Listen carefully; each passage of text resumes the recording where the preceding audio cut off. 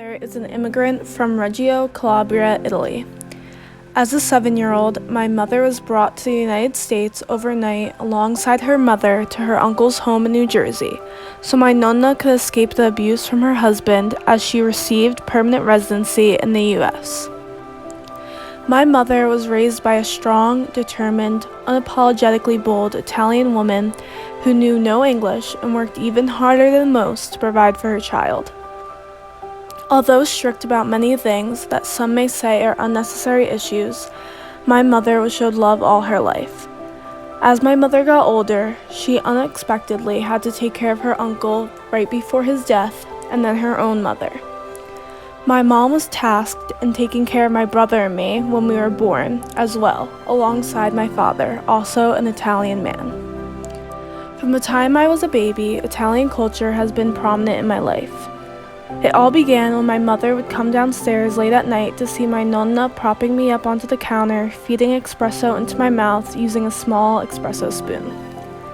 As they fought about how I should or shouldn't be fed espresso as an infant, my nonna would insist that I wanted it and it was very good for me. Before my nonna was very sick, I was spoken to in Italian by my nonna and my mother, and English by my father. Although I did not always understand the importance of my culture or even recognize it, I can look back and see it was always with me, especially through food. Food is a very, very, very big deal to my family.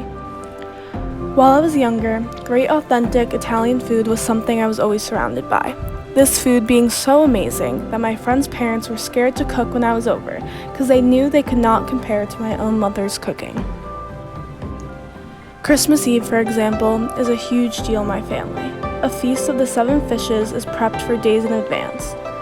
Each year, I help my mother prep for the big night we host at our home. Listening to Italian Christmas songs with Andrea Bocelli is something I've always loved to do with her since I was a little girl. As I got older, I began to be even more immersed in my culture and could even begin to remember my visits to Canada, where most of my family lives. Italian culture was so very prominent when we were all together. The food, the music, and the language, which I speak in half-broken English, half-broken Italian too, are in everything rather than a once-in-a-while occurrence. And maybe that's why I love my visits to my family so much. We love each other, and our love for our culture is also shared. Although I love my ethnicity and culture, I did face some form of struggle with my identity. As a child, I was always known as Gianna Masiero. That was always my name. My brother was Anthony Masiero, my father was Jason Masiero, and my mother Vincenza Masiero. When my mother approached my brother and I while he was a freshman and me in 7th grade, saying our last name was being changed to Scanzo Masiero for transcript reasons, I was very confused, and as an insecure child, I was annoyed and embarrassed about any change, especially a striking, standout, long last name.